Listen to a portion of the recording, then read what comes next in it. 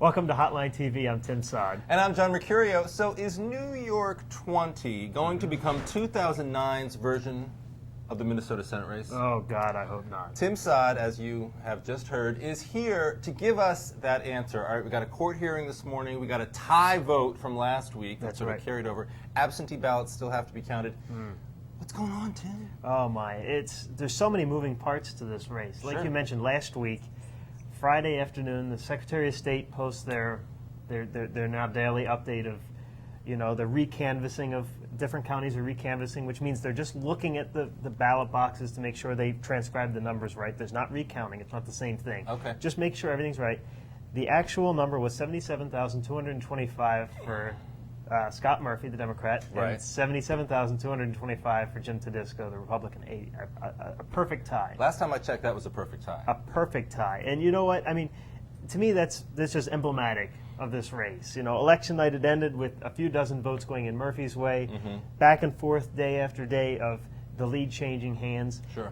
It is just, to me, that is just a perfect symbol of what this race is, a perfect tie. So what does this court hearing tell us today? This court hearing today is about the absentee votes. The day of the election, Tedisco and Republicans on Tedisco's behalf went to state court, to have all the absentee votes impounded, knowing that it would be a close race. Okay. Indeed, it has. So that means, today, they're deciding when to open those ballots, those absentee ballots, which are due today. Right.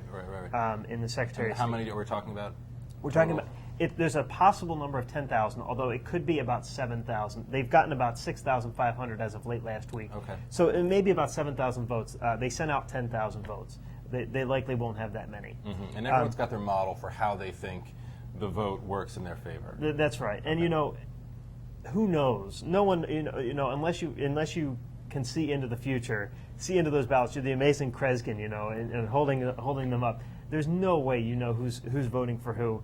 In a race that is dead even, as perfectly dead even as possible, there's no way anyone can predict a winner at this point. Sounds a lot like Minnesota. It does. So what happened to Jim Tedisco? He was forced to step down from his assembly leadership position. Well, he stepped down, and I think the Republicans tried to portray that as a show of confidence that he's going to win this race. There was some wrangling, though, going on in Albany about this decision and about him stepping down. A lot of people saying that he was really sort of forced to because people were gangling for the seat. That's right. Basically, it's a lot of internal, New York politics.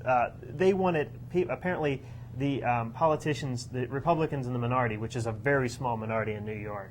In the Assembly. In the Assembly, that's right. They want to focus more on policy. He was more a get your name out there sort of guy, in the press, and he was constantly in the press hammering the opposition. Tedisco fever. The Tedisco fever, you're right. Hopefully we'll be able to use some of those in the future as this drags on. A lot more exciting than Murphy's Law. That's right, and a bad TV show on top of it. Indeed.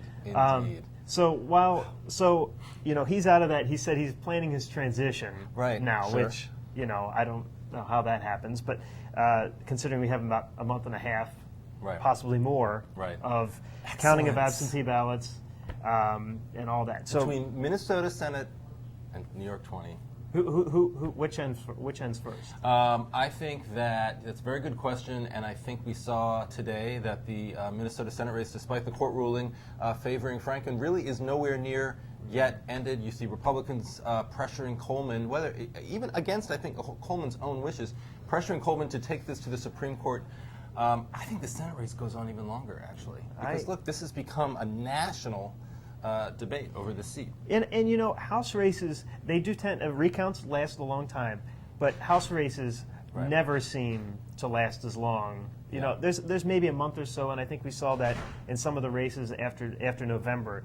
If there's a close race, recounts and everything, and absentee ballots get counted and everything, that stuff happens, and it sort of just ends. For the most part, and Minnesota's an exceptional case. But House races don't last that long normally. Well, I love it all. And this show, it feels like, has lasted as long as the Minnesota Senate recount and the New York 20 race as well. But that's all the time we have for today. Until next time, I'm John Mercurio. And I'm Tim Saad. Thanks for watching Hotline TV.